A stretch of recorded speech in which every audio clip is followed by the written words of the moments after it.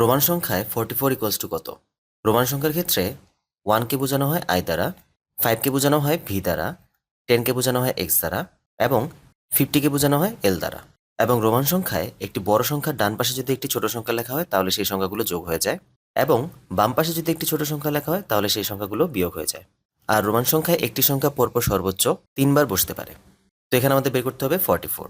আমরা রোমান সংখ্যায় 4 কিংবা 40 এমন কোনো সংখ্যা দেখতে পাচ্ছি না, তাই 44কে লেখার জন্য আমাদের এটিকে ভেঙে লিখতে হয়। তো 44কে আমরা লিখতে পারি 40 প্লাস 4। আবার 40কে বলা যায় 50 মাইনাস 10, আর 4কে বলা যায় 5 মাইনাস 1। এখন রোমান সংখ্যায় 50 মানে হচ্ছে এল এল এল থেকে 10 বিয়োগ করতে হবে।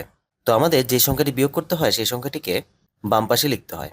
তো এখানে 10 দ্বারা বোঝানো হয় এক্সকে, দ্যাট মিন্স এক্সকে আমি বাম পাশে লিখব।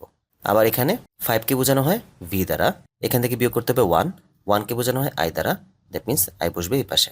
দ্যাট মিন্স 44 মানে হচ্ছে এক্স এল আই ভি, অর্থাৎ কারেক্ট অ্যান্সার